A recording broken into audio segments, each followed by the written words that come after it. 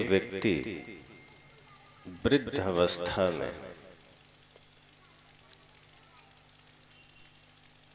वृद्धावस्था आ गई थी, लेकिन आसक्ति नहीं छूटी थी।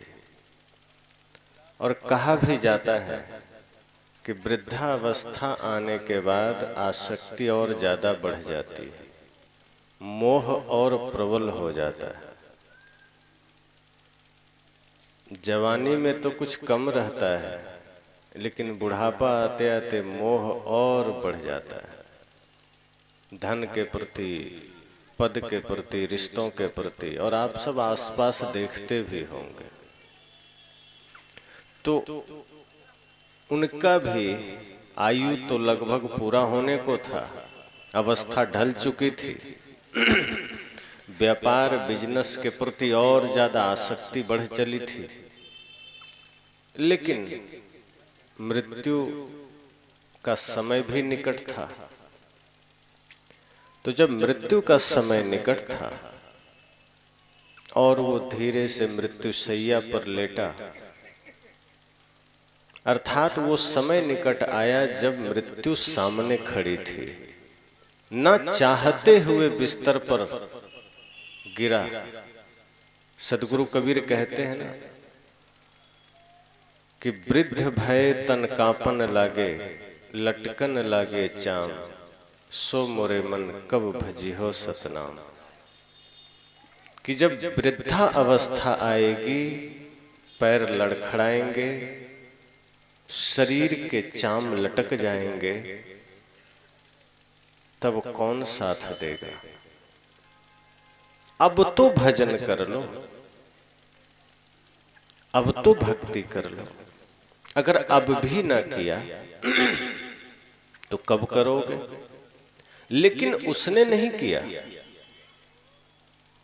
संसार में पूरा मन लगाया, जीवन लगाया, और अब आखिरी क्षण है तब भी संसार का ही ख्याल है।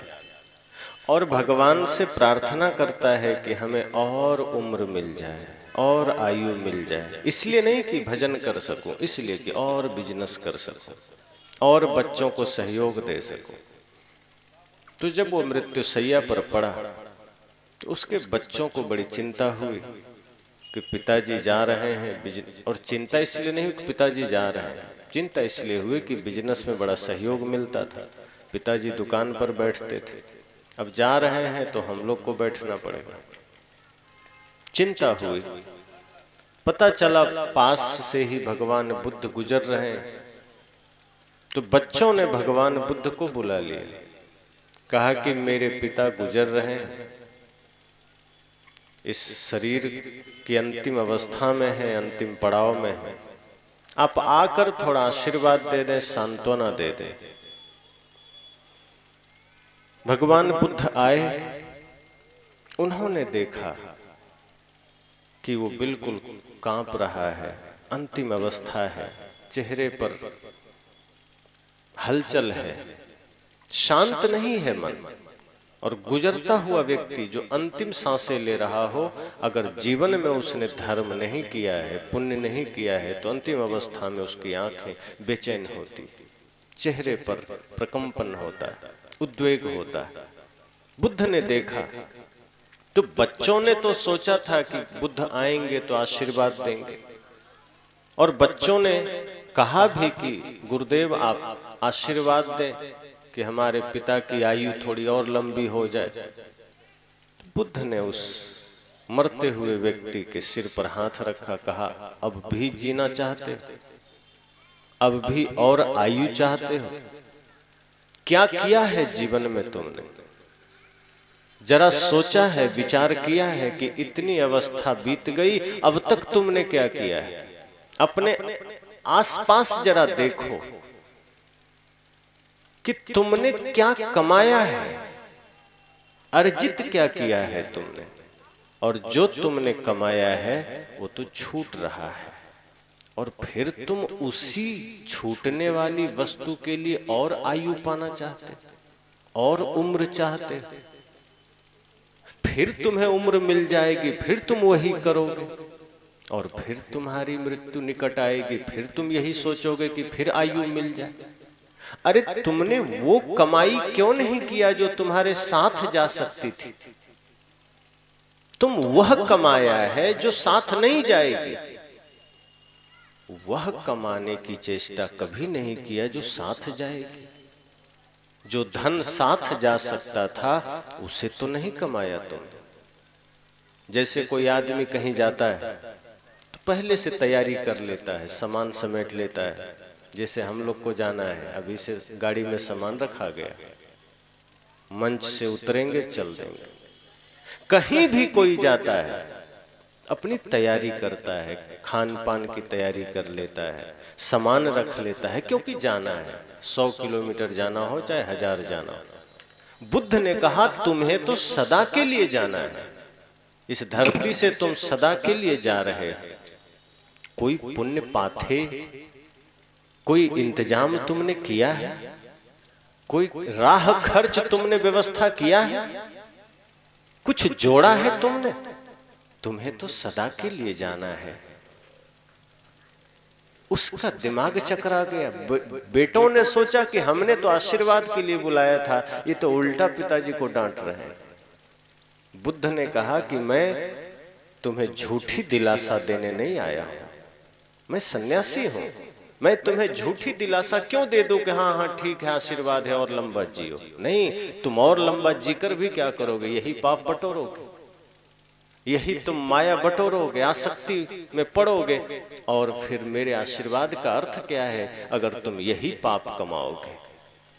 तुम्हें और आयु मिल जाएगी तो तुम क्या कर लोगे? और ज्यादा माया फैलाओगे, और ज्यादा प्रपंच करोगे।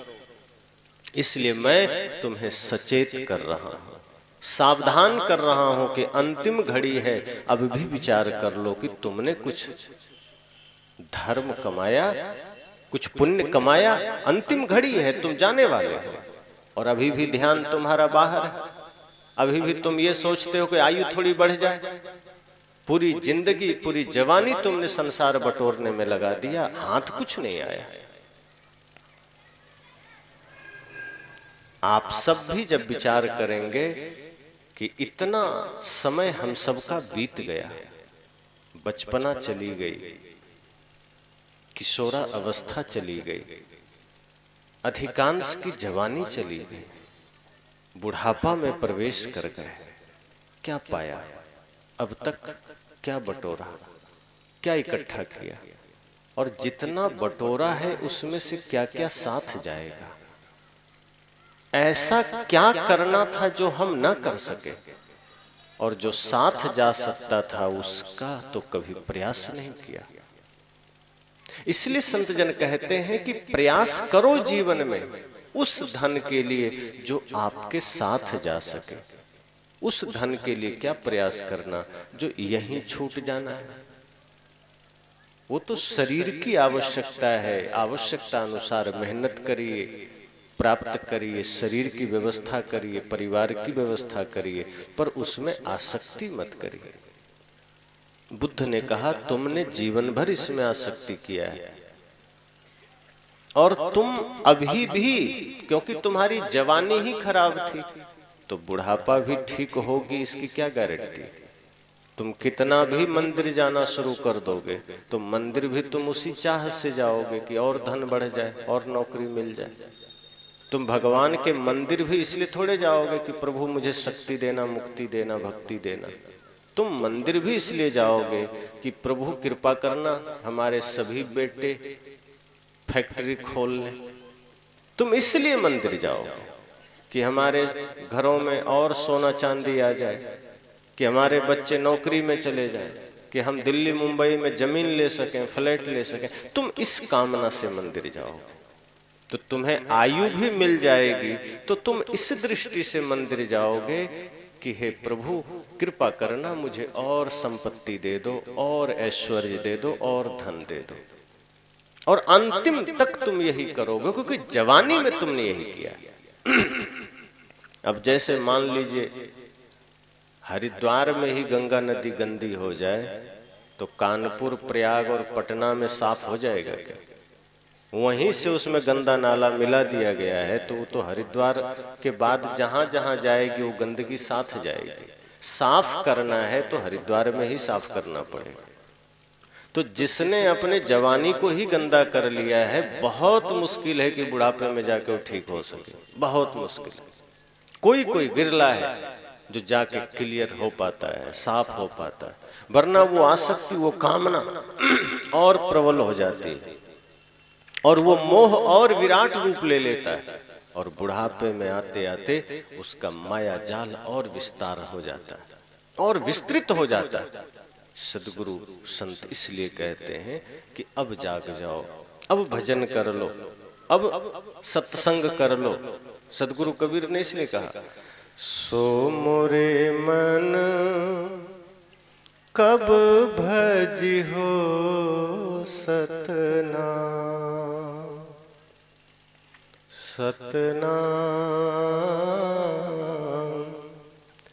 कब भजी हो सतना। सदगुरु ने कहा कि कब भजी हो सतना, प्रश्नवाचक चिन्ह है इसमें। संसार के सारे झूठ को तुमने पकड़ रखा है, सत्य को कब पकड़ोगे? एक एक अवस्था ढलती जा रही है, एक एक क्षण मृत्यु के निकट हम जा रहे हैं और होश नहीं।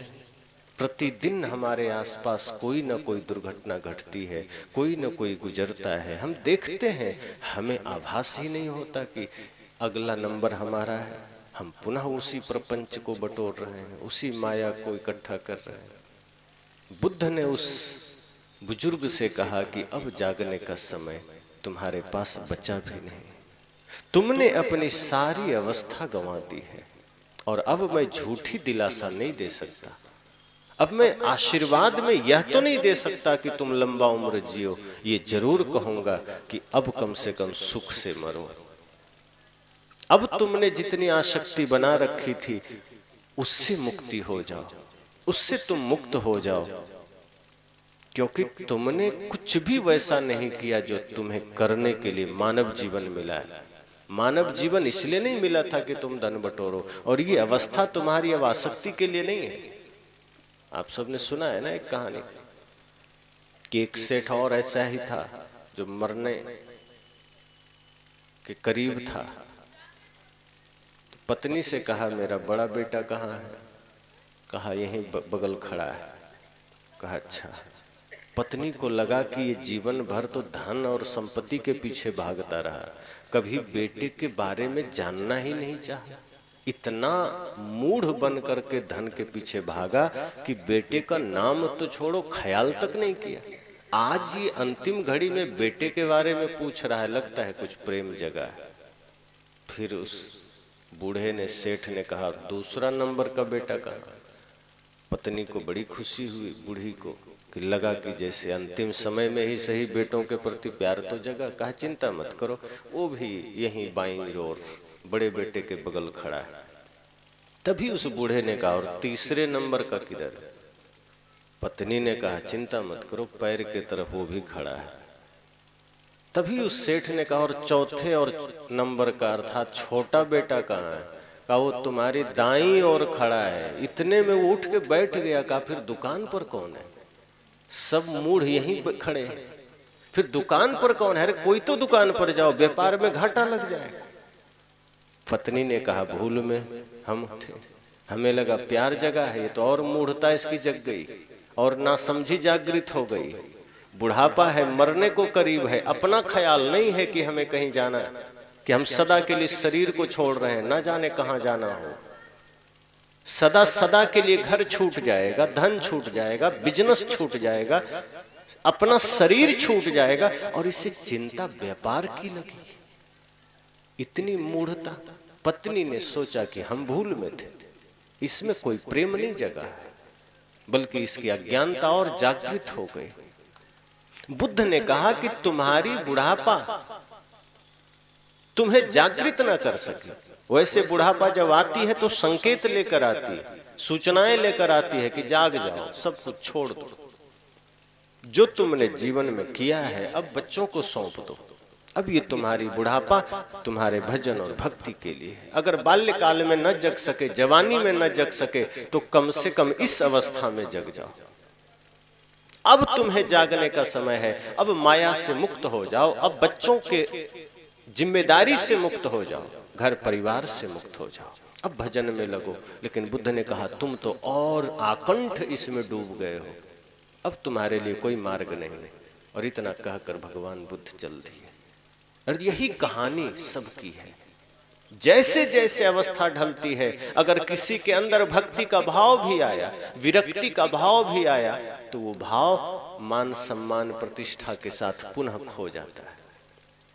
धन पुनः हमें जकड़ लेता है, माया पुनः हमें अपने आगोश में बांध लेती है। और फिर जिस भक्ति के मार्ग पर चलना चाहिए, जिस मुक्ति के मार्ग पर चलना चाहिए, हम पुनः आसक्ति के मार्ग पर चल देते, पुनः कामना के मार्ग पर चल देते।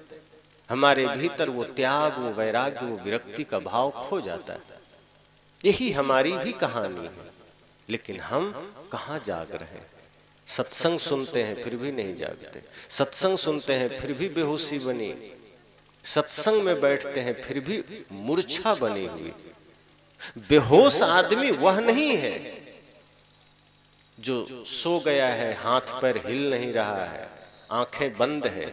सदगुरु कहते हैं बेहोश हुआ है जो आंखों से देख तो रहा है, कानों से सुन तो रहा है, हाथ पर हिल तो रहे हैं, लेकिन वो गलत करने के लिए। आंखें गलत देख रही है, कान गलत सुन रहे हैं, पैर गलत दिशा में जा रहे हैं, हाथों से गलत काम कर रहा है, वो बेहोश है, वो मूर्छित है, वो अंधा है। होश में वह है जो एक एक कर्म को सोच कर करता है, जागृति में करता है, जो एक एक बुराइयों का त्याग कर चुका है, जो अपने लक्ष्य को निर्धारित कर चुका है कि मुझे इसी जीवन में कुछ अच्छा कर लेना। जीवन थोड़ा है, हम कल पर नहीं छोड़ेंगे, हमें आज ही कुछ बढ़िया कर लेना है। हमें वह काम करना है कि आगे आने वाली पीढ़ियां हमसे प्रेरणा ले सके। हम तो जीवन भर समय गुजार देते हैं, कुछ भी ऐसा नहीं कर पाते।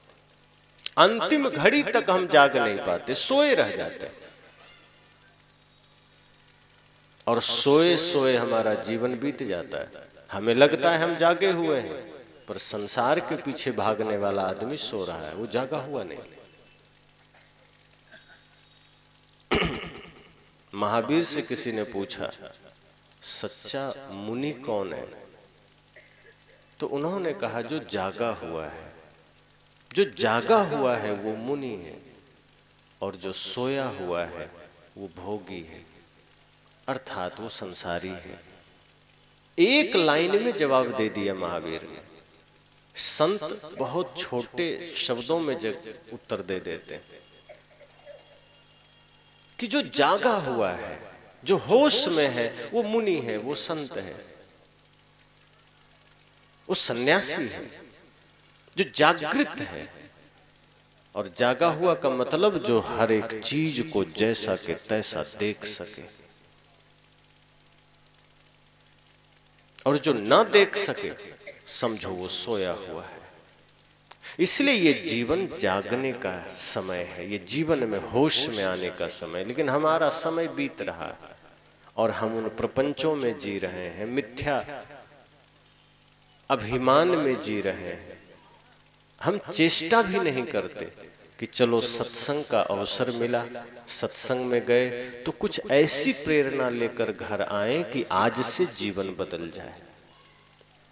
लेकिन हमारी तैयारी ऐसी रहती है जैसे हम सदा यहाँ रहने आए हैं, हमें कभी जाना ही नहीं है। इसलिए हम सोचते हैं कि अरे क्या जल्दी, सत्संग करेंगे 10-20 साल बाद, 50 साल बाद, अच्छा काम बाद में करेंगे, पुण्य का काम बाद में करेंगे, धर्म का काम बाद में करेंगे। गुरुजन कहते हैं अभी कर लो ना। और अच्छा काम करने के लिए कोई अलग से समय थोड़े चाहिए, सत्संग करने के लिए कोई अलग से समय थोड़े चाहिए, ध्यान करने के लिए अलग से समय नहीं चाहिए। सत्संग तो कहीं भी हो सकता है। जैसे आप यहाँ 2-4 घंटे बैठे, अब यहाँ से जो प्रेरणा आप लेकर घर जाएंगे तो घर में रहते हुए सत्संग हो सकता है। अलग से नहीं चाहिए समय कि हम जीवन भर पंडाल में बैठे रहें। यहाँ बैठना सत्संग बस नहीं है। यहां बैठना सत्संग कैसे करना है उसकी प्रेरणा बस मिलती है। यहां जो हो रहा है ये वास्तव में सत्संग नहीं है। यहां सत्संग कैसे किया जाए उसकी प्रेरणा मिलती है। सत्संग आप घर में करिए, और घर में कैसे करेंगे? जब घर जाइए तो आप एक एक कर्म को पूजा बना लीजिए। आप जिनसे भी बात करिए, आपके भीतर ये भाव आ जाए कि मेरे सामने कोई भी है, उसी में परमात्मा बैठा है।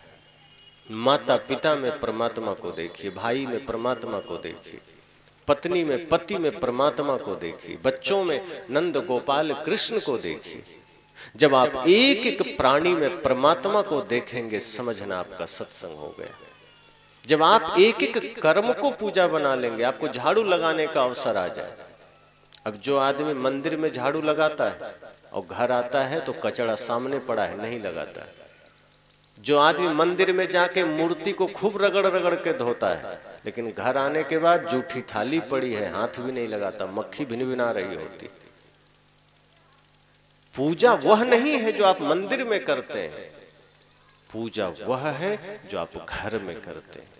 अगर घर में आपने झाड़ू लगा लिया पवित्र मन से, वो पूजा है। बर्तन धो लिए, वो पूजा है। शौचालय साफ कर लिया, पूजा है। आप भोजन बना लिए, वो पूजा है। अब भगवान के मंदिर में आप भोजन बना के ले जाते हैं प्रसाद भोग लगाने के लिए, तो बड़े ही रच रच के बनाते हैं, बड़े भाव से। और जब अपने परिवारजनों को खिलाना हो तो गुस्सा में बना के लो खाओ, थे कोई भाव नहीं है, कोई प्रेम नहीं है। सदगुरु कहते हैं आप सत्संग घर में ले जाइए। आप जब भोजन बनाइए तो ये भाव रख के बनाइए कि जिनके लिए भोजन बना रहे हैं वही हमारे परमात्मा है। और इस भोजन में मसालों के साथ साथ प्रेम श्रद्धा भी पड़ना चाहिए। जब श्रद्धा भाव भक्ति से आपका भोजन बनेगा, वो भोजन प्रसाद बन जाता है। जैसे भोजन का भी 3 रूप है, खाना, भोजन, प्रसाद।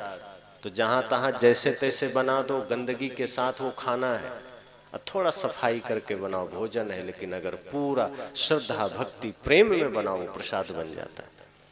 तो इतना काम अगर आप घर में करेंगे तो सत्संग हो गया कि नहीं? अगर घर में रहने वाले लोगों को ही परमात्मा मान करके सेवा करेंगे तो घर मंदिर हो गया नहीं? अब मंदिर में गए 2 घंटे के लिए, 1 घंटे के लिए, 10 मिनट के लिए, खाना पूर्ति के लिए, लेकिन जहाँ है उसे ही मंदिर बना लो, उसे ही देवालय बना लो। वहाँ भोजन श्रद्धा से बनाइए, प्रेम से बनाइए।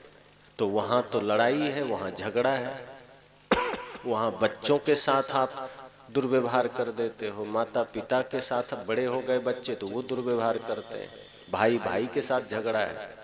सदगुरु कहते हैं नहीं, सत्संग आपके जीवन में घटित होगा तो फिर ये प्रतीक्षा नहीं करनी पड़ेगी कि पंडाल में जाएंगे तो सत्संग होगा, कि पंडाल में जाएंगे तो भजन होगा। आपके घर में भी सत्संग हो सकता है, बाजार में भजन सत्संग हो सकता है। मान लीजिए आप दुकानदार हैं और ग्राहक आपके सामने आ गए, तो अगर आप सत्संग के साथ वहां बैठे हैं तो ग्राहक को आप चूना नहीं लगाएंगे, नहीं तो आप चूना लगाएंगे बढ़िया से कत्था मिला के। फिर आपका सामान अगर 10 रुपया का है तो आप सीधे 22 रुपये में बेचेंगे, और आप कहेंगे नहीं 21 रुपया तो खरीद ही है, एकदम सफेद झूठ। लेकिन अगर आपके अंदर यह भाव है कि हम सत्संग में से आए हैं, यहाँ भी सत्संग है, तो 10 का सामान है तब ज्यादा से ज्यादा कहेंगे 15 में ले, वाजिब मुनाफा आप लेंगे। आपकी जो मेहनत है, मजदूरी आप लेंगे, लेना भी चाहिए, पर अनर्गल नहीं लेंगे। आप दूध निकालेंगे, प्योर दूध आप लोगों तक पहुंचा देंगे। और सत्संग साथ में नहीं है तब क्या करेंगे? 5 किलो दूध है तो उसमें 4 किलो पानी डाल देंगे और ले जाके बेच देंगे, तो 5 किलो की जगह 9 किलो का पैसा आपको मिल गया। तो घर में भजन नहीं, लोगों के बीच भजन नहीं, लेकिन वही आदमी मंदिर जाएगा तो भगवान की बड़ी पूजा करेगा। अच्छा, मंदिर जाता है तो शुद्ध दूध लेकर जाता है, वहाँ पानी मिला के नहीं ले जाता, जबकि भगवान को पीना भी नहीं। लेकिन असली भगवान जो है समाज, वहाँ ले जाता है तो बढ़िया से पानी मिला लेता है। और कभी कभी तो मैं देखता हूँ, एक दो बार मेरी नजर पड़ी है बिहार में, वो बड़ा बड़ा कैन लेकर जाता है, तो घर में अगर पानी नहीं मिला पाया तो रास्ते में कहीं अगर पानी दिख गया वही पानी भर लेता है। एक बार तो एक आदमी दूध लिया, उसमें मेढक निकला, कहा मेढक, ये शायद काल्पनिक हो सकती है बात, सुना है मैंने, तो कहा कि मेढक निकला, तो कहा 1 लीटर दूध में क्या हाथी निकले? तुम 1 लीटर लियो तो मेढक, मतलब मजाक किया होगा। लोग पकड़ लिए कि तुम इसका मतलब जहां तहां से पानी मिला के लाए हो। तो भजन कहाँ हुआ, सत्संग कहाँ हुआ? पंडाल में सत्संग कर लिए और जब घर गए तो सत्संग खत्म हो गया। सदगुरु कहते हैं जीवन होश में जियो और सत्संग 24 घंटे करो। सत्संग कोई क्रिया नहीं है जो 2 घंटे किया और हो गया। सत्संग अवस्था है जो 24 घंटे जीवन में होना चाहिए। ध्यान भी क्रिया नहीं है। जब भी कोई चीज क्रिया हम बना लेते हैं तो वो बाह्य रूप में चला जाता है, बाहर चला जाता है, फिर उसका हमसे संबंध खत्म हो जाता है। जैसे कोई आदमी श्वास लेता है तो श्वास कितना देर लेता है? कह सकते हैं कि नहीं नहीं अभी व्यस्त हैं, 1 घंटा नहीं ले पाएंगे श्वास, कि बहुत जरूरी काम में है, थोड़ा रुक जाओ, आधे घंटे बाद श्वास लेंगे। ऐसा कोई करता है? 1 मिनट भी ठीक से रोक लिया तो बहुत बड़ी बात है, वरना अगर ज्यादा रोका तो फिर राम नाम सत्य हो जाएगा। तो आदमी सोया हो, बेहोश हो, जगा हो, काम में हो, श्वास ले रहा है, कभी नहीं कहता कि आज बड़ा व्यस्त समय है, काम का समय है, श्वास नहीं ले सकते। लेकिन सत्संग के लिए आदमी कह देता है कि क्या करें, बड़ा व्यस्त समय है, सत्संग के लिए समय नहीं, देखेंगे फिर बाद में कर लेंगे। सदगुरु कहते हैं तो सत्संग के लिए अलग से क्यों निकालना समय? जहां हो वहीं कर्म को पवित्र कर लो, जहां हो वहीं मन को निर्मल कर लो, और जब मन को निर्मल कर लोगे तो जहां जहां डोलो सो परिक्रमा, जो कुछ करो सो पूजा। फिर तुम खेत भी जाओगे तो परिक्रमा हो जाएगा, बाजार जाओगे वो भी परिक्रमा हो जाएगा। अब मन गंदा है तो मंदिर का भी 10 चक्कर लगा लोगे तो परिक्रमा नहीं होगा। अब मन गंदा है तो मंदिर में जाके धूप दीप बत्ती खूब चढ़ा लो, दूध चढ़ा लो, बेलपत्र चढ़ा लो, कोई पूजा नहीं। अब मन निर्मल है तो बाहर तुम कुछ भी कर्म करोगे पवित्र मन से, वो पूजा है। तभी तो रैदास जी ने कहा कि मन चंगा तो कठोते में गंगा।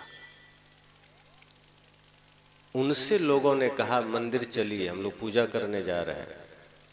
संत रैदास ने कहा कि मेरी पूजा यहीं हो रही है। तो जो पुजारी लोग जा रहे थे वो हंसे, कहा यहाँ ना बेलपत्र है, ना अगरबत्ती है, ना धूप है, ना बतासा है, ये कौन सी पूजा है? क्योंकि उन्हें तो यही पता था कि धूप दीप और बतासे से ही पूजा होती, अगरबत्ती और बेलपत्र से ही पूजा होती। रैदास ने कहा कि तुम वहां जाओगे, बेलपत्र चढ़ा लोगे, भगवान की पूजा कर लोगे, लेकिन बाहर आओगे तो झूठ बोलोगे, छल करोगे, कपट करोगे, दूसरे का हक मारोगे, तो तुम पूजा के नाम पर पाखंड करोगे, और मैं यहाँ असली पूजा कर रहा हूँ। का ये जूता सिलना पूजा है क्या?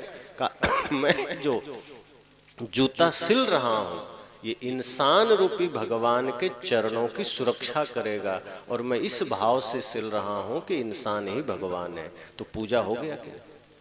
यही पूजा है। तुम मंदिर जाकर भी पूजा नहीं कर पाओगे, तुम वहां जाके भी पाखंड करके आओगे। और कई बार तो ऐसा लगता है कि आदमी मंदिर भी जाता है ना तो समर्पण में नहीं जाता है, श्रद्धा में नहीं जाता है। वो मंदिर भी जाता है तो उल्टा लगता है भगवान पर ही एहसान करने गया है, एकदम अकड़ के बाहर निकलेगा जैसे भगवान पर ही एहसान किया है। मंदिर गए कम से कम विनम्रता लेके आओ, समर्पण लेकर आओ, कुछ प्रेरणा लेकर आओ, लेकिन नहीं, वहां से भी अकड़ लेकर आते हैं। सदगुरु कहते हैं जीवन बड़ा अनमोल है, एक एक कर्म को पूजा और सत्संग बनाओ। जीवन का कोई भरोसा नहीं है, इसी जीवन में समय रहते जाग जाओ। और ऐसा नहीं है कि तुम्हें अलग से सत्संग करना पड़े, घर में अपने एक एक क्रियाकलाप को सत्संग बना लो, घर में अपने एक एक अवस्था को ध्यान बना लो। तो मैंने कहा कि ध्यान भी क्रिया नहीं है, पूजा भी क्रिया नहीं है, सत्संग भी क्रिया नहीं, ये अवस्था का नाम है।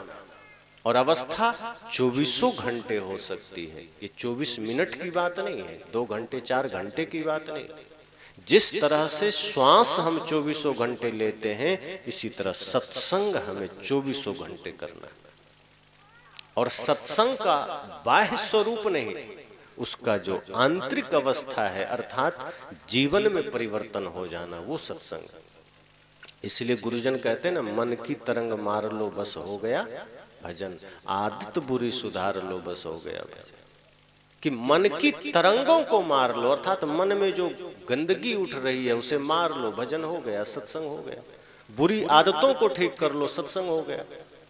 ये तो नहीं कहा कि 2 घंटा गा लो भजन तो हो गया भजन, कि 4 घंटे गा लो तो हो गया भजन, नहीं, आदत बुरी सुधार लो बस हो गया भजन। जीवन में एक भी आदत जो गलत है उसका सुधार कर लो, सत्संग हो गया। संकल्प लेकर जाओ कि अगर हमारे जीवन में एक भी बुराई कहीं से आ गई है उसका त्याग हम करेंगे। इस सत्संग को ज्ञान यज्ञ समझना, और इससे श्रेष्ठ कोई यज्ञ नहीं होता। और इस ज्ञान यज्ञ में यह भाव रखना कि अंतिम दिन है, अपने अपने जीवन से कुछ न कुछ विकारों की आहुति देकर जाना है। संत गुरुजन पुरोहित हैं, आप सब यजमान हैं, और ये सत्संग ज्ञान यज्ञ का कुंड है। अपने अपने जीवन की एक एक बुराई जब आप यहाँ स्वाहा कर देंगे तो जीवन आपका पाप से मुक्त होगा। और सत्संग सुन के खाली चले गए, कुछ लेकर नहीं गए। कई लोग कहते हैं ना कि हाँ सत्संग तो गए लेकिन कुछ पल्ले नहीं पड़ा। तो ऐसा कब होता है? जब हम बैठते यहाँ हैं और मन कहीं और है, कहीं और में लगे हैं। जब पूरी एकाग्रता से हम यहाँ नहीं बैठते तब ऐसा होता है। और अगर हम पूरी एकाग्रता से बैठते हैं, श्रद्धा से बैठते हैं, तो एक एक शब्द हमारे भीतर उतरता है। और ऐसा नहीं करेंगे तो सत्संग की वर्षा तो होगी, हम भीगेंगे नहीं। अब कोई छाता लेके बारिश में निकल जाए तो बारिश पड़ेगी उस पर, भले ही बारिश हो रही है पर छाता ओढ़ लिया है। और उससे भी ज्यादा कोई रेनकोट पहन ले तब तो एक बूंद अंदर नहीं जाएगा। तो हम भी सत्संग में वही करते हैं, अज्ञानता का, माया का, आसक्ति का रेनकोट पहन कर आ जाते हैं। अब यहाँ बैठे हैं, सत्संग की बारिश हो रही है, सिर के ऊपर से चली गई। बाद में घर जाते हैं तो ना क्रोध छूटा, ना घमंड छूटा, न ईर्ष्या छूटी, न द्वेष, खैनी नहीं छूटा। तंबाकू भी हम खाए रहते, चाय नहीं छूटी। और चाय की तो क्या कहूं, हमारे संतजन भी कई चाय पीते। अब ये गलत है। चाय, बीड़ी, सिगरेट सब नशा में आता है, चाय बिल्कुल नहीं पीना चाहिए। और संतजन तो समाज के लिए अगुआ होते हैं, प्रेरणा देने वाले होते हैं, कम से कम चाय तो नहीं ही पिए। अब आप भक्तों की जिम्मेदारी है, कोई संत चाय मांगे तो मत देना, काढ़ा देना कि नहीं हम नहीं दे सकते। हाँ, काढ़ा पियो, गर्म पानी दे दो। चाय वर्जित है, खास करके सन्यास जीवन में एक एक नशा का त्याग करना चाहिए, क्योंकि नशा है उसमें। हमारे वायुमंडल के लिए, हमारे इस भारत भूमि के लिए चाय उपयुक्त नहीं है। वो जबरदस्ती का पी पी करके हम लोग लीवर खराब कर रखे हैं, पाचन शक्ति बिगाड़ रखे हैं, इसलिए नशा कर लेते हैं। तंबाकू नहीं छूटी, बीड़ी नहीं छूटी। अब देखना बहुत ऐसे साधु मिल जाएंगे जो गांजा फूंकते हुए मिलेंगे, और उनसे कहो कि क्यों पी रहे हो तो कहता है भोलेनाथ का प्रसाद। इतनी मूढ़ता भरी है कि भोलेनाथ के नाम पर वो गांजा फूंक रहा है। लेकिन वो सब सिर्फ बहानेबाजी है, अपनी आदत नहीं छूटती। तो सत्संग में आकर के हमें अपनी बुरी आदतों को छोड़ना है। अगर आपका पति पत्नी में झगड़ा चल रहा है, आप यहाँ से यह प्रेरणा लेकर जाना कि जीवन थोड़ा है, न जाने कब बिछुड़ना हो जाए, हम क्यों लड़ें और किस बात पर लड़ें? हम प्रेम से क्यों न रहें? जीवन में प्रेम से रहने के लिए समय कम है, हम झगड़ा के लिए समय निकाल लेते। भाई भाई में आप संकल्प लेकर जाना कि हम पाठ तो रामायण का करते, राम जी और भरत की बात करते, लेकिन हम झगड़ा ऐसा करते जैसे रावण और विभीषण हो। तो रामायण पढ़ने का अर्थ क्या हुआ? हम राम जी से प्रेरणा भी तो ले सकते, राम जी से शिक्षा भी तो ले सकते। जब राम जी को अयोध्या छोड़ने की बात आई तो संकोच किया था क्या? आज हम अगर 1 इंच जमीन हमें छोड़ना पड़ जाए भाई के लिए तो हम नहीं छोड़ते हैं, कोर्ट में खड़ा कर देते हैं कि 1 इंच जमीन हमारा ले लिया। 1 इंच जमीन की बात कर रहा हूं, ज्यादा नहीं। राम जी तो पूरी अयोध्या छोड़ दी। हम क्या सीखते हैं? रामायण पूरा पढ़ लेते हैं, हालांकि अब लोग पढ़ता कम है। अब लाल कपड़े में लपेट के रख के अगरबत्ती घुमाता है, पढ़ता नहीं है। लाल कपड़े में लपेट देगा और रख के अगरबत्ती घुमाता है। और ये सबसे बड़ी नासमझी है कि शास्त्र लाल कपड़े में लपेट के पूजने की वस्तु नहीं है, पढ़ करके जीवन में उतारने की वस्तु है। वो राम का जीवन उतारने की वस्तु है। जीवन प्रतिपल मृत्यु के निकट जा रहा है और हम रावण बने बैठे। हमारे भीतर का राक्षस मर नहीं रहा है और अंतिम घड़ी आएगा फिर हम मुंह बाए खड़ा रहेंगे, पछताते रहेंगे कि अब क्या करें, अब क्या करें। सदगुरु कहते हैं राम से भी तो प्रेरणा लो। वो राम जो अयोध्या से जाते समय थोड़ा सा भी उफ तक नहीं किए, हंसते हंसते चले गए। लेकिन क्या भरत जी ने खुशी मनाई थी क्या कि चलो राम जी अयोध्या छोड़ दिया, अब सब जमीन हमारी हो गई, सारा राज्य हमारा हो गया? नहीं, भरत जी उतना ही त्याग में थे जितना राम जी, उससे भी आगे। कभी लोग तो कहते हैं अयोध्या की गद्दी मानो फुटबॉल हो गया। राम जी ने भी लात मार दी, भरत जी ने भी लात मार दी, दोनों ने नहीं चाहा।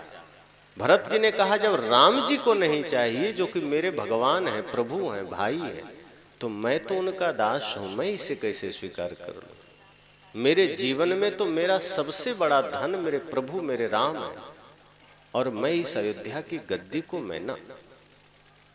और आप सब जानते हैं फिर चरण पादुका रखा, एक प्रतीक है कि श्री राम के आज्ञा अनुसार उन्होंने राज्य चलाया, लेकिन कभी भी धन की चाह नहीं किया। पर आज अगर मान लो बड़ा भाई कह भी दे कि ठीक है तुम ही ले लो, हमें नहीं चाहिए, छोटा भाई कहता है वाह बहुत अच्छा मौका है, जल्दी लिख दो, पता नहीं 24 घंटा बाद मन बदल जाए। बड़ा भाई अगर छोड़ने को भी राजी तो छोटा भाई वहां भरत नहीं बनता है, वो तुरंत रावण या कुंभकर्ण बन जाता है, हमें ही दे दो सब। संत कहते हैं अगर बड़ा भाई राम बनने को तैयार है तो तुम भरत बन जाना, छोटा भाई भरत बनने को राजी है तो तुम राम बन जाना, अन्यथा ये जीवन पीड़ा से भरा रहेगा, दुख से भरा रहेगा। वो घटना राम जी के जीवन का आप सबने सुना होगा कि लोगों ने राम जी से पूछा कि हे प्रभु, ये पूरा संसार आपका नाम भजती है, सुमरन करती है, याद करती है, ऐसा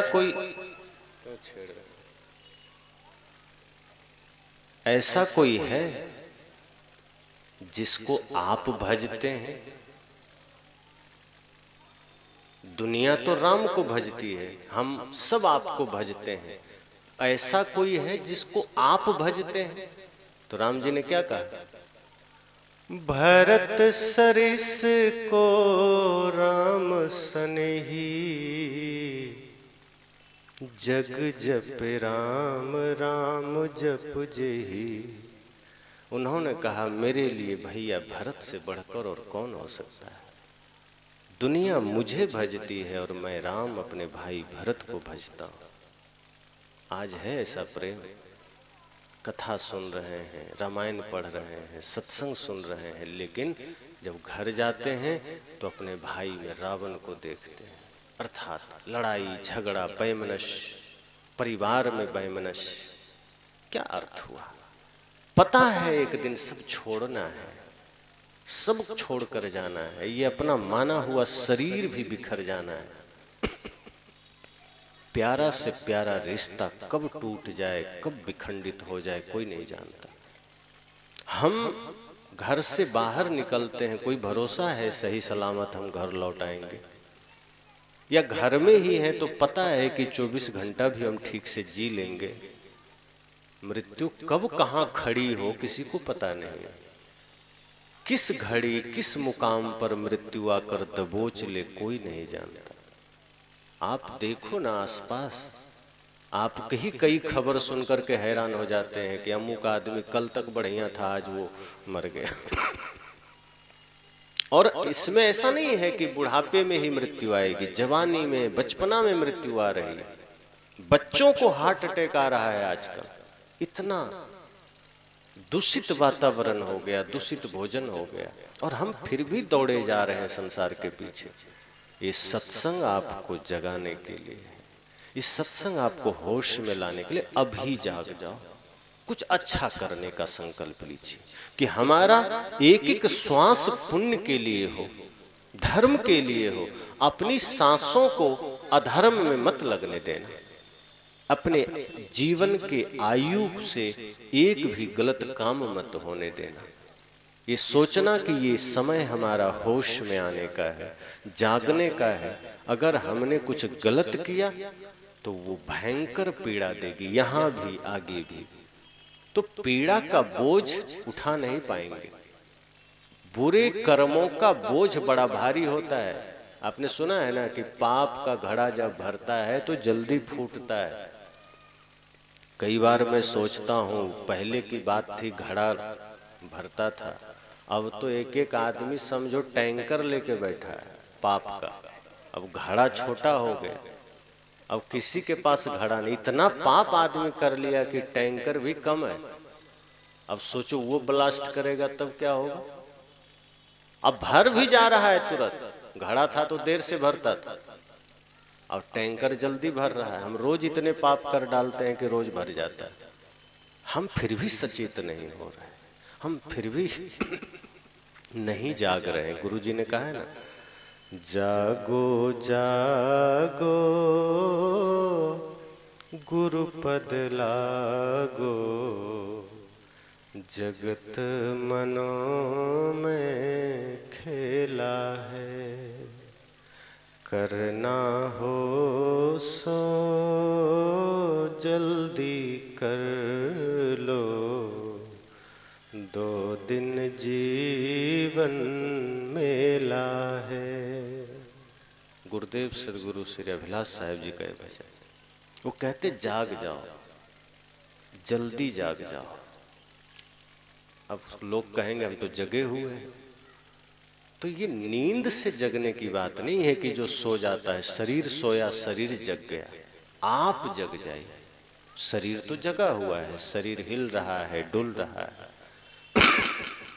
गुरुदेव कहते हैं तुम्हें जागना है, शरीर जगा है। शरीर के जागने से तुम्हारा जागना नहीं है, तुम जाग जाओ, अर्थात तुम होश में आ जाओ। ये जितने भी पाप में तुम भागीदार बन रहे हो, जितने भी अधर्म में तुम भागीदार बन रहे हो, उन सब का त्याग करो, होश में आओ।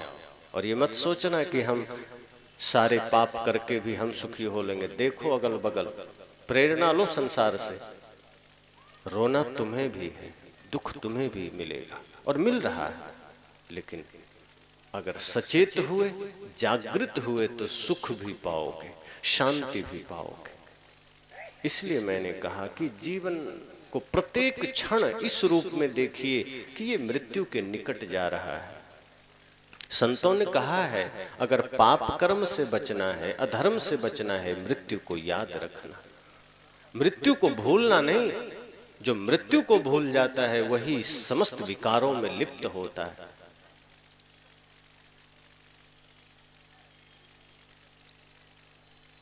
एक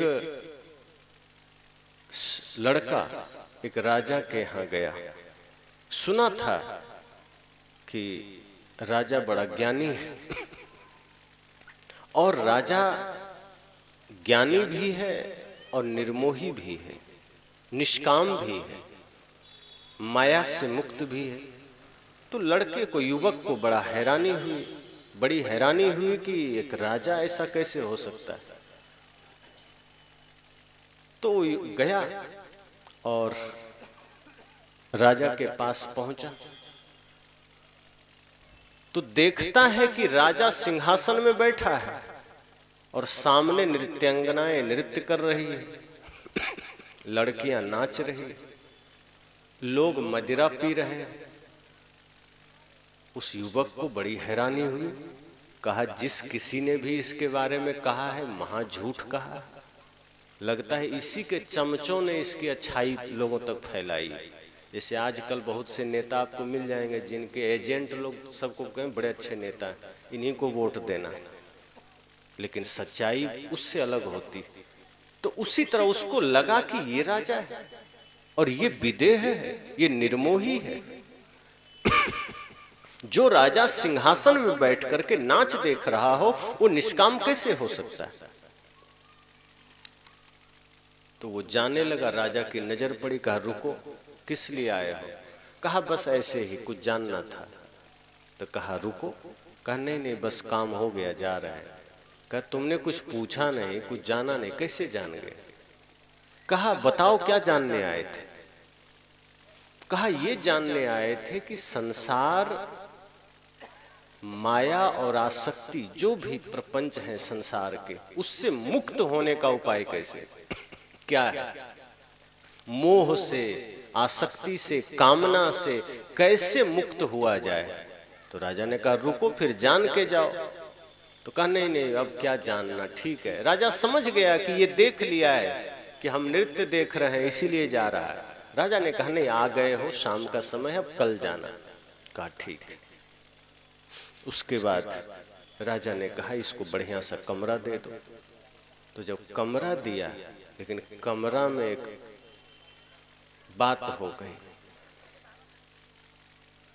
स्वाभाविक है कमरे में खिड़कियां होती है, बढ़िया दरवाजे होते हैं, सोने बैठने की जगह होती, लेकिन उस युवक को जिस कमरे में ठहराया गया वो कमरा समझो काल कोठरी थी। कोई खिड़कियां नहीं थी, एक छोटा सा दरवाजा था और उसी में सीधा एक बेड लगा था। मुश्किल से वो करवट बदल सकता था, वो भी मुश्किल था बदलना, इतना सकरा और एकदम काल कोठरी का इसी में ठहरना है। युवक तो घबरा गया। कहा एक तो राजा पहले ही नृत्य देख रहा है, पागल मालूम पड़ता है, हमको ऐसा कमरा में ठहरा दिया जहां सांस लेना भी मुश्किल। का कोई बात नहीं, अब आ गए हैं, रात भर रह लेंगे। वो जाके लेट गया और राजा ने बाहर से कमरा ठीक से लगा दिया। अब जब लेटा तब ऊपर नजर पड़ी कि दो नंगी तलवारें लटक रही थी, और वो भी कच्चे धागे में, कभी भी टूट करके उसके सीने को छलनी कर सकता था। अब वो डर गया कि राजा पूरा मारने का प्लान किया है, हम इसका भेद जान गए हैं, इसीलिए लगता है मारना चाहता है। अब उसको कहाँ से नींद आएगी? न कमरे का ख्याल रहा, न नींद का ख्याल रहा। अब उसका पूरा ध्यान उस कच्चे धागे पर कि ये हमारे और मृत्यु के बीच में सिर्फ ये कच्चा धागा है, अगर ये टूटा तो हमारा वृंदावन बिहारी लाल की जय हो जाएगा। अब उसका पूरा ध्यान वही है और इतना ध्यान वहां केंद्रित हो गया कि कब सुबह हो गई पता नहीं चला। राजा सुबह आए, धक्का दिया, दरवाजा खोला, का उठो, खड़े हो जाओ। वो खड़ा हुआ बाहर आया। कहा आपको मुझे मारना ही था तो बाहर ही मार देते, इस तरह डरा डरा के मारने क्या जरूरत, रात भर डरे रहे। राजा ने कहा ये बताओ नींद आई? कहा कैसी नींद और कहाँ की नींद? कहा ये बताओ कमरा कैसा लगा? कहा कौन सा कमरा, कभी देखा ही नहीं ठीक से। कहा माता पिता का ख्याल आया? कहा किसी का नहीं आया। कहा क्रोध आया? कहा बिल्कुल नहीं। कहा लोभ का नहीं, काम का नहीं। कहा उत्तर मैंने दे दिया है। वो हड़बड़ाया। का कैसा? का यही तो उत्तर है। कहा जिस कमरे में तुम थे और तुम उस तलवार पर अपनी नजर टिकाए थे और उस तलवार में तुम्हें अपनी मृत्यु दिख रही थी, और जब तक तुम मृत्यु को देख रहे थे तुमसे क्रोध दूर था, अहंकार दूर था, काम दूर था, संसार दूर था। लेकिन जब तुम वहां से नजर हटाते हो तो संसार दिखता है। ऐसे ही जहां मैं बैठता हूं उस सिंहासन के ऊपर भी मैं भी 2 तलवारें टांग देता हूं और राजा हूं, दरबार चलाता हूं, सब हो रहा है, लेकिन मेरा ध्यान सदैव मृत्यु पर होता है। क्योंकि जो मृत्यु को देखता है होश में, वो पाप नहीं कर सकता है।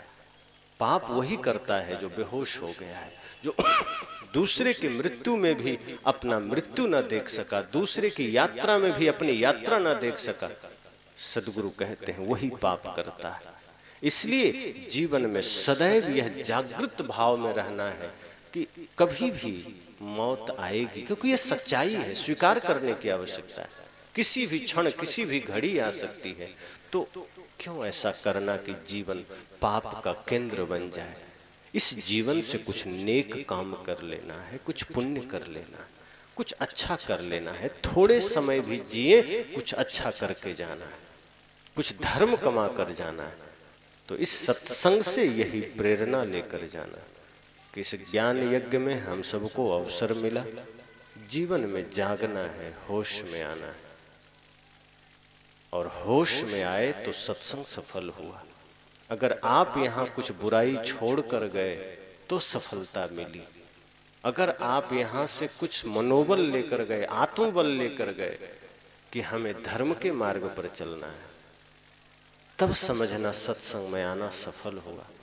तो हम यही मंगल कामना करेंगे कि आप सबके जीवन में यह आत्मबल जागृत हो सके, और संकल्प के साथ कि हम यहाँ कुछ न कुछ जरूर अपने दोष त्याग करके जाएंगे। जीवन में एक एक दोषों का त्याग भी किया जाए तो हमारा जीवन निर्दोष बन जाता है। तो यही मंगल कामना के साथ वाणी को विराम। था नारी के 3 रूप। नारी का 3 रूप है, पहली कन्या, दूसरी गृहिणी और तीसरी मां। ये नारी के 3 रूप है। जब किसी के कोख में कोई बच्चा आता है, जन्म लेती है, लड़की हो तो कन्या के रूप में जन्म लेती है, और कन्या के रूप में जन्म लेती है तो अबोध होती है, उनके पास समझ नहीं होती है, नादान होती है। लेकिन जैसे जैसे उनका शरीर जर्जर होता जाता है, 1 साल 2 साल 3 साल 4 साल 5 साल बढ़ते जाता है क्रम बाय क्रम, वैसे वैसे लगभग 15 साल के बाद वो बच्ची होश की अवस्था में आ जाती है। और 15 से लेकर के यदि वो घर में रहती है, 20 साल में 25 साल में विवाह होते तक वो घर में रहती है, तो 15 से 25 साल तक आज के समय के हिसाब से वो घर में रहती है, खुद सजती है, संवरती है और घर को सजाती और संवारती है।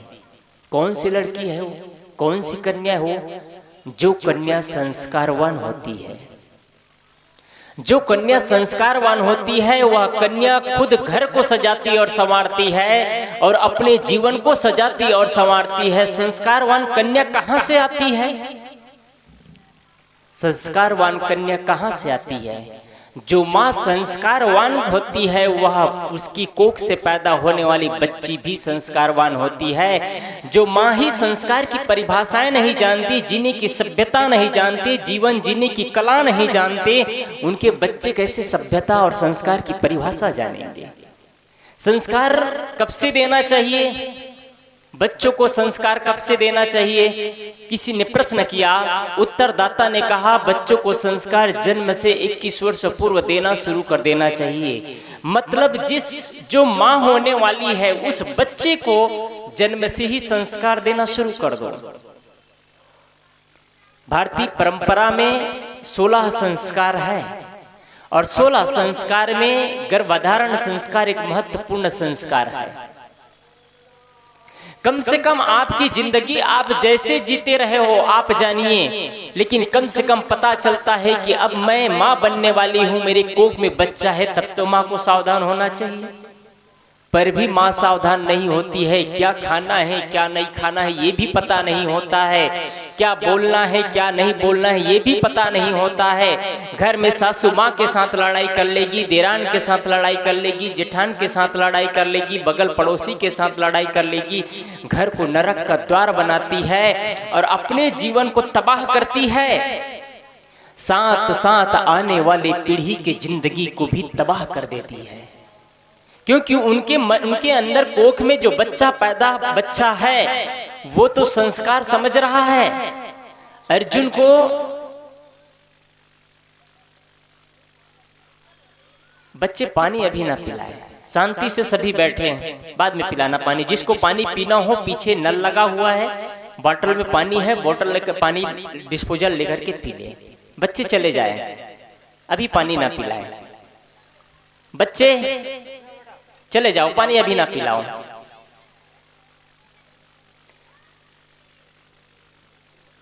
अभिमन्यु चक्रवेधन की क्रम माँ के कोख में रहते रहते सुनता है माँ के द्वारा, लेकिन अर्जुन बता रहे थे वैसे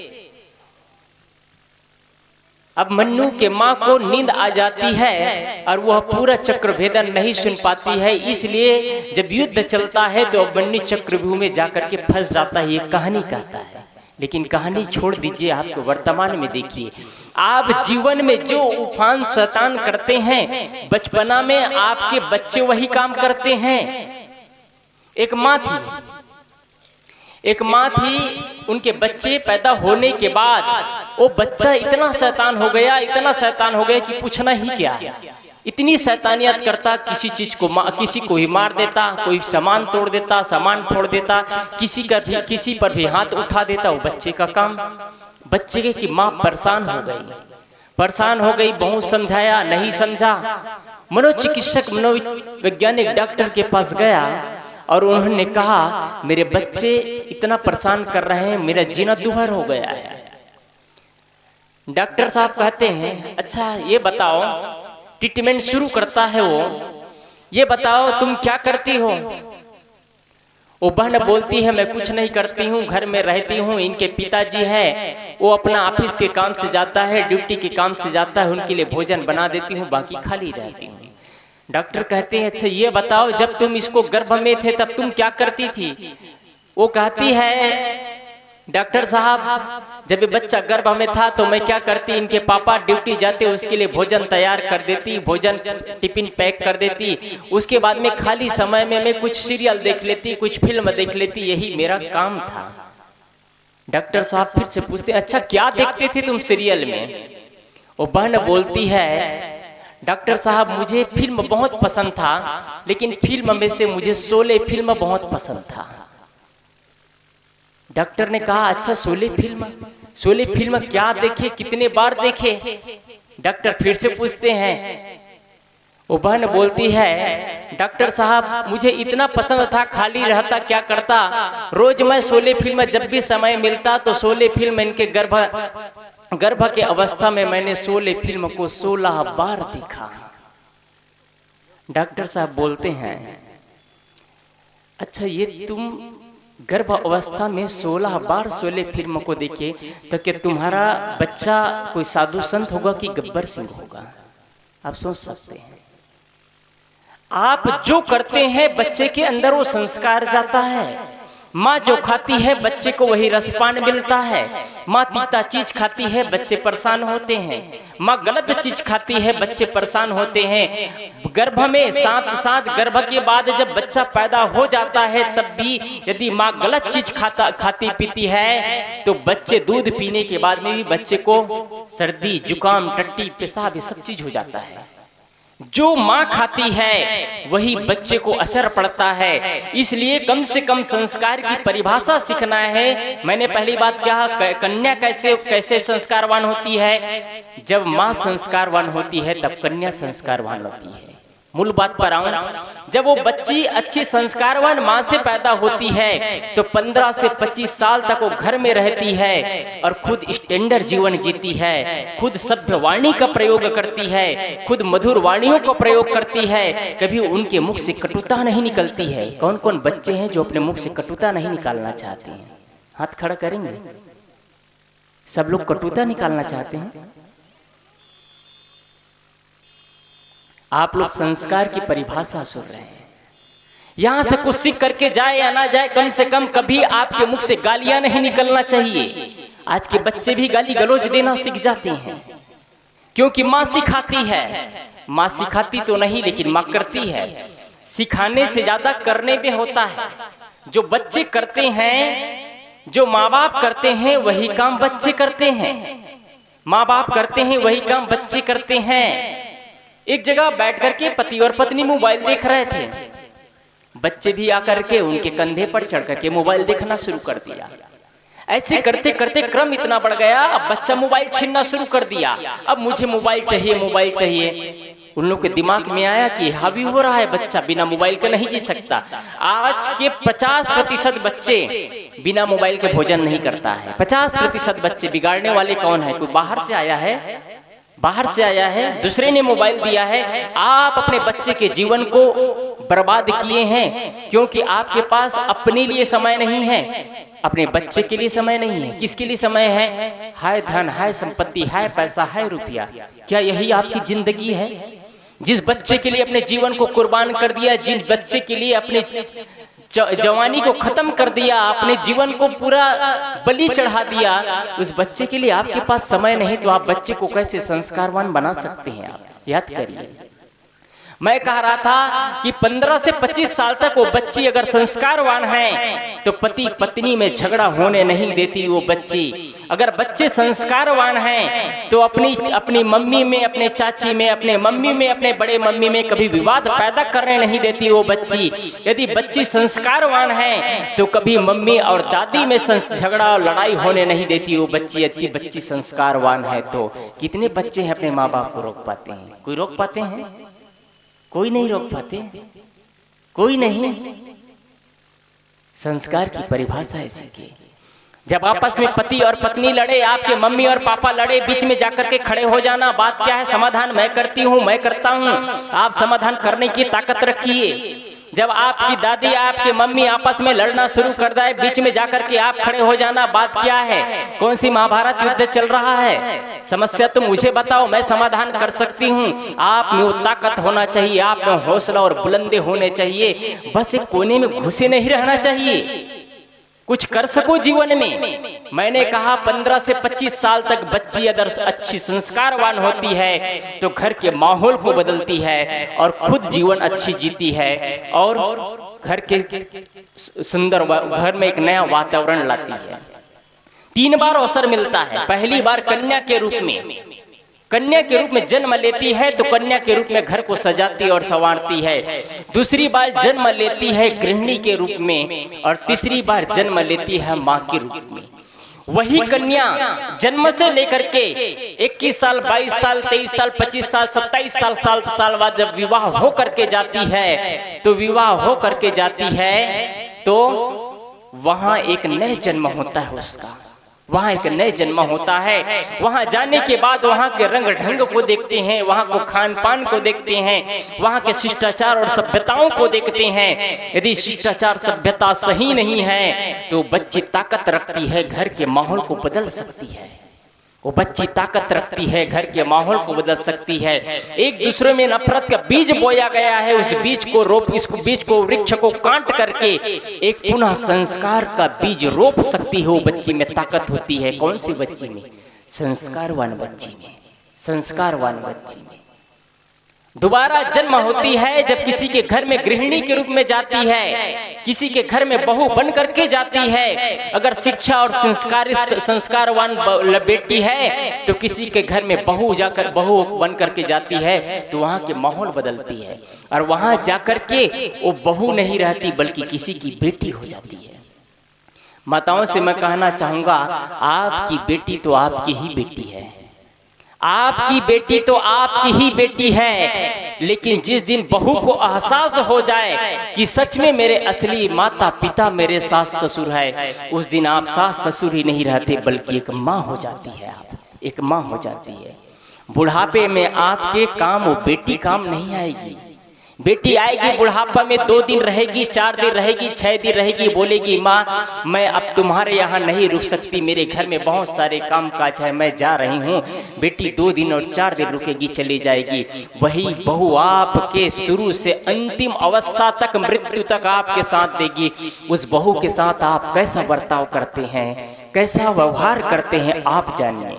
यदि आप अपना बुढ़ापा सुखद करना चाहते हैं, बुढ़ापे में प्रेम और आनंद से जीना चाहते हैं, तो आप अपने बहू को बेटी से भी ज्यादा प्यार दीजिए। बेटी तो पराये की तरह दूसरे के घर में चली जाती है, लेकिन पराये नहीं होती है बेटी, वहां जाकर के एक मिसाल कायम करती है। जो संस्कारवान बेटी होती है वो, और जो बेटी संस्कारवान नहीं होती है, ना वो घर के होती है ना घाट के होती है। इसलिए बहनों, इसलिए बेटियों से निवेदन है, ऐसा संस्कार लेकर के जाना माँ के घर से, पापा के घर के, भाई के घर से, कि जिस घर में जाएंगे उस घर में आपका नाम और रोशन हो, उस घर में आपका यश फैले, उस घर में एक क्रांति का बीज रोपित करे। आप ये ना कहे कि तुम्हारे माँ बाप ने कौन से संस्कार दिया है, तू क्या सीख करके आई है, तुम्हारे लिए शब्द नहीं निकलना चाहिए। ये ना कहे तुम्हारे भाई बहन ने क्या सिखाया, तुम्हारे माता पिता ने क्या सिखाया, तू कुछ नहीं जानती है। ऐसे शब्द आपके सासू माँ के मुख से कभी निकलना नहीं चाहिए। घर की मुखिया होती है आपकी सासू माँ, आपकी सासू माँ है घर की मुखिया है, जिन्होंने अपनी जीवन की सारी कमाई, एक एक पैसा जोड़ा, जो अन्य भौतिक चीजों, भौतिक सुविधाओं को नहीं जानता था, उन सुविधाओं को सब कुछ सौंप देती है, बेटी को दे देती है, और पूरा घर सौंप देती है। और आपका व्यवहार अच्छा है, आपका संस्कार अच्छा है, तो अपनी कमर की चाबी निकाल के आपके कमर में खोज देती है। बेटी अब तू ही संभाल घर को, मेरी अवस्था जर्जर हो चुकी है, अब मैं घर नहीं संभाल सकती, तू ही मेरी घर की देखरेख कर, तू ही इस घर की माँ है। और उस घर की माँ तब आप तब बन जाते हैं जब उस माँ की बेटी जब ससुराल जाती है और ससुराल से 2 दिन 4 दिन के लिए आती है, वो माँ रहती है तब और नहीं रहती है तब भी वही माँ का प्यार भाभी से मिलता है, वही माँ का प्यार और छोटे भाभी से, बड़ी भाभी से मिलता है, तब लगता है आज भी मेरी माँ जीवित है, आज भी मेरी माँ इस घर में यश फैला रही है। कितनी बेटियां हैं जो अपने घर को संस्कारों से सींचना चाहती हैं। यही संस्कार की परिभाषा है। दोबारा जन्म हुआ गृहिणी के रूप में, दोबारा जन्म होता है गृहिणी के रूप में, तीसरा बार जन्म लेती है बेटी माँ के रूप में, माँ के रूप में। पहले जन्म पुत्र का भय्यू बाप जन्मिया पाछे, कबीर साहब की पंक्ति है। पहले पुत्र का जन्म होता है, बाप पीछे जन्म लेता है। उल्टा लग रहा है ना? उल्टा नहीं है। कोई अचानक से बाप पैदा हो जाता है क्या? पहले पुत्र बनता है, पहले पुत्री बनती है, फिर विवाह होता है, रस्में में निभाते हैं, तब पति पत्नी बनते हैं, तब माँ बनती है, तब पिता बनते हैं। पहले किसका जन्म हुआ? फिर पहले पुत्र का जन्म होता है, बाद में बाप का जन्म होता है। मैंने कहा तीसरे बार घर को सजाने और संवारने का अवसर मिलता है, तीसरे बार संस्कार की परिभाषा सीखने को मिलता है, तीसरे बार उसी माँ के कोख से जब बच्चा पैदा होता है तो माँ के रूप में उस घर को नए संस्कारों से सींचती है और नए ढंग से उस बच्चे को संस्कार देती है। वो घर के बच्चे एक नए संस्कार लेकर के पैदा होती है।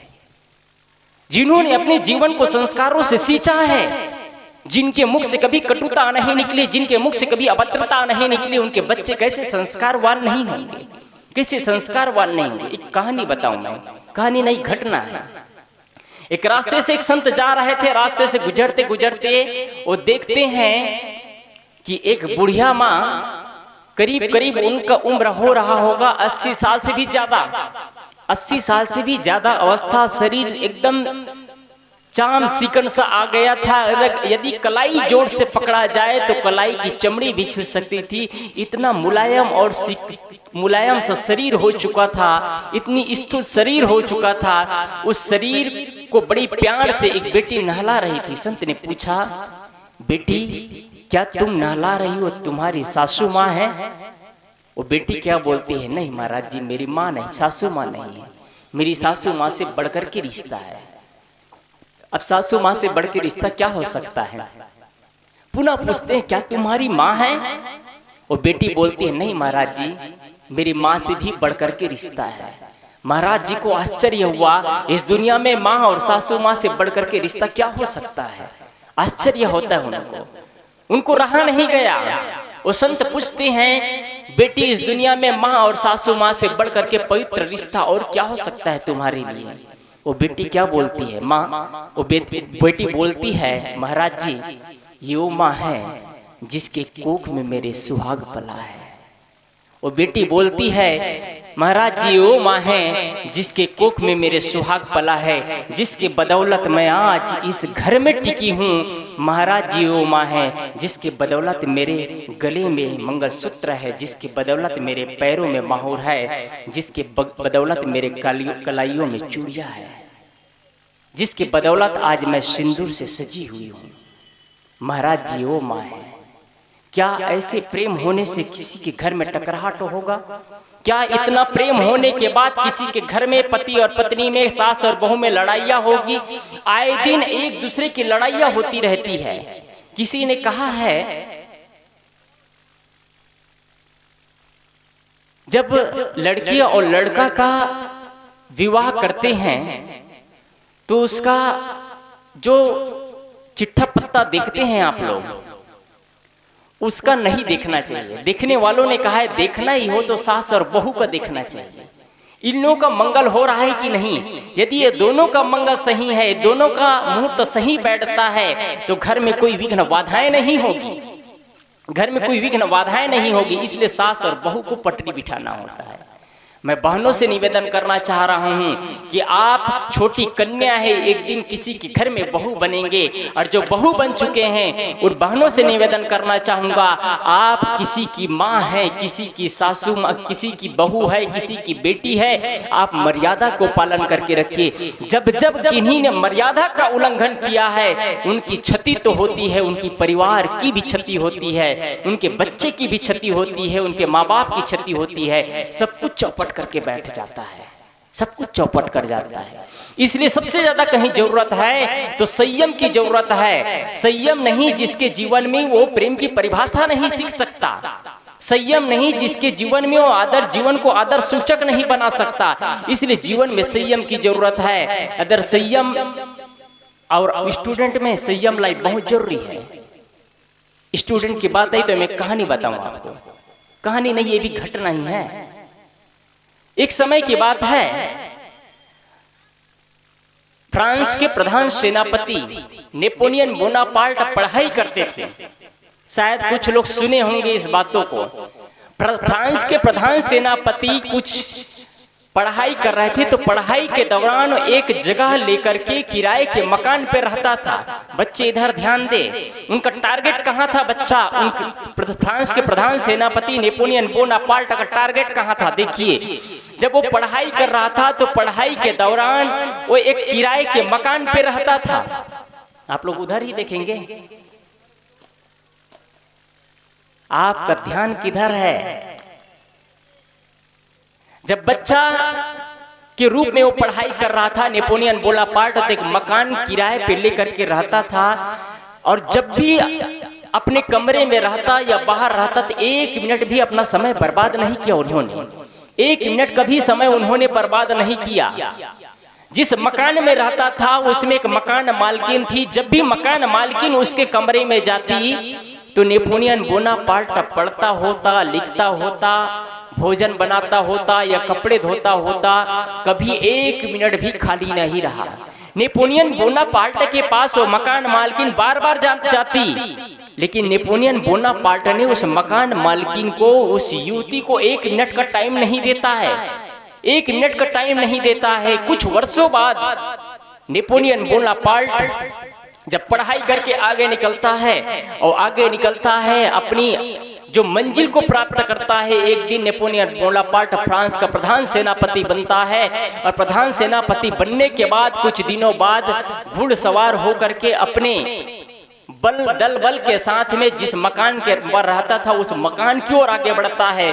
और जैसे ही मकान की ओर आगे बढ़ता है, मकान मालिक को दिखता है, तो मकान मालिक को दिखता है तो नेपोलियन बोनापार्ट फ्रांस का प्रधान सेनापति है। वो नेपोलियन बोनापार्ट उस बहन से पूछता है नेपोलियन बोनापार्ट उस बहन से पूछता है, बहन क्या तुम नेपोलियन बोनापार्ट नाम के व्यक्ति को जानते हो क्या? वो बहन क्या उत्तर देती है, मैं अच्छी तरह से जानती हूं। आपको उससे क्या मतलब है? नेपोलियन बोनापार्ट कहते उसके बारे में कुछ बताएंगे? नेपोलियन बोनापार्ट कह रहे हैं उस बहन से जिस मकान मालकिन में रहती थी उसी मालकिन पूछ रहे हैं, उसके बारे में कुछ बताएंगे? मकान मालकिन बोलती है, उसके बारे में पूछे ही मत। उनका जीवन संगीत विहीन जीवन है, उनका जीवन सौंदर्य विहीन जीवन है, उनका जीवन रंगहीन जीवन है। वो पुस्तकों का कीड़ा है, पुस्तकों का कीड़ा। नेपोलियन बोनापार्ट के पास उन्हीं की निंदा करती चली जा रही है वो। नेपोलियन बोनापार्ट के पास उन्हीं की निंदा करती चली जा रही है। वो बहन बोल रही है वो पुस्तकों का कीड़ा है, पुस्तकों को कीड़ा। नेपोलियन बोनापार्ट मुस्कुराता और हंसता हुआ बोलता है, बहन जिस नेपोलियन बोनापार्ट के बारे में तुम कह रहे हो पुस्तकों का कीड़ा है, वही कीड़ा आज फ्रांस का प्रधान सेनापति मैं ही नेपोलियन बोनापार्ट है। यदि मैं तुम्हारे चंगुल में फंस जाता तो मैं आज प्रधान सेनापति नहीं, एक साधारण से सैनिक होता, मैं प्रधान सेनापति नहीं बन सकता। प्यारे बच्चों, यदि तुम किसी के चंगुल में फंस जाओगे तो तुम एक अच्छी लड़की नहीं बन पाओगे, एक अच्छी माँ नहीं बन पाओगे, एक अच्छी बहू नहीं बन पाओगे, न एक अच्छे पिता बन पाओगे, न एक अच्छे भाई बन पाओगे, न एक अच्छे बेटी बन पाओगे। अपने जीवन को तबाह करोगे, औरों के जीवन को तबाह कर लोगे। इसलिए मैंने अपनी बात शुरुआत किया था कि नारियों को 3 बार अवसर मिलता है, नारियों को 3 बार अवसर मिलता है। पहली बार कन्या के रूप में, दूसरी बार गृहिणी के रूप में, तीसरी बार माँ के रूप में। आप लोग अपने जीवन को सींचिए, आज अवसर मिला है। मैंने कल भी कहा था, आज अवसर मिला है, प्रेम और वात्सल्य से जीने का अवसर मिला है। बहुत से ऐसे लोग हैं जो सत्संग की सरिता में गोता लगाना चाहते हैं, लेकिन बेचारा गोता नहीं लगा सकते क्योंकि वो पैरों से चल नहीं सकते हैं, आंखों से देख नहीं सकते हैं, कानों से सुन नहीं सकते हैं। बहुत से ऐसे लोग हैं जो सत्संग में तृप्त होना चाहते हैं, सत्संग में गोता लगाना चाहते हैं, लेकिन उसमें गोता नहीं लगा सकते हैं। आपके पास जितने प्रवक्ता आपको बोले होंगे ये नहीं कहे होंगे इसकी पूजा करो, इसकी अर्चना करो, वहाँ भक्ति, यहाँ वेद पाठ करो, ये यज्ञ करो, वह हवन करो, तर्पण करो। मैं आपसे कहना चाहूंगा, आप कितना भी हवन और तर्पण कर लीजिए, कितना भी पूजा पाठ कर लीजिए, कितना भी पूजा पाठ कर लीजिए, जब विवाद की स्थिति आएगी तो अदालत काम आएगा, स्वास्थ्य खराब होगा तो हॉस्पिटल काम आएगा, और विकास और उन्नति की बात होगी तो शिक्षा ही काम आएगा। बाकी बैगा, ओझा, पंडित, पादरी कोई काम आने वाले नहीं हैं। ये दुनिया को लूटने वाले हैं, सीधी सी बात। कोई कोई लोग कहते हैं 33 कोटि देवता, कोई लोग कहते हैं 56 कोटि देवता। मैं आपसे एक बात कहना चाहता हूँ, चाहे 33 कोटि देवता हो, चाहे 56 कोटि देवता हो, सारे देवता मिल करके एक टेढ़ी बाल को सीधा नहीं कर सकते। किसी देवता में ताकत नहीं है, ये बात मैं आपके मंच में कह रहा हूँ। मैं किसी देवता में ताकत नहीं है एक टेढ़ी बाल को सीधा कर सके। आपके हमारे जीवन को कैसे बदल देंगे कोई देवता? देवता नाम की इस प्रकृति में कोई चीज ही नहीं है। ये बाद में कुछ लोगों ने बनाया है, कुछ लोगों ने शोषण किया है, लोगों की बुद्धियों को मूर्छित किया चला जा रहा है। आज के आईपीएस अफसर भी 5 साल 5वीं फेल व्यक्ति से अपना भविष्य पूछता है। मैं किसी जाति का नाम नहीं ले रहा हूं, कुछ पन्ना पत्र धर लेता है और उस 5 साल 5वीं फेल व्यक्ति से अपना भविष्य पूछ सकता है। उस भारत की स्थिति क्या होगी आप सोच सकते हैं? आप उस भारत की स्थिति क्या होगी आप सोच सकते हैं?